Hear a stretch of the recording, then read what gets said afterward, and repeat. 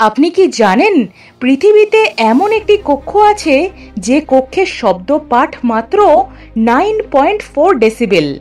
যে কক্ষে কিছুক্ষণ বসে থাকলেই আপনি নিজের হৃৎপিণ্ডের আওয়াজও স্পষ্টভাবে শুনতে পাবেন।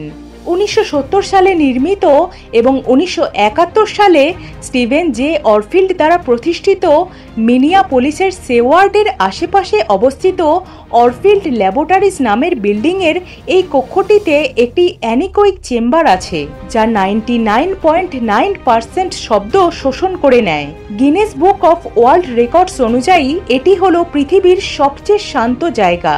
2022 সালের আগস্ট মাস পর্যন্ত এই কক্ষে সময় কাটানোর জন্য জন প্রতি $200 থেকে $400 চার্জ করা হতো।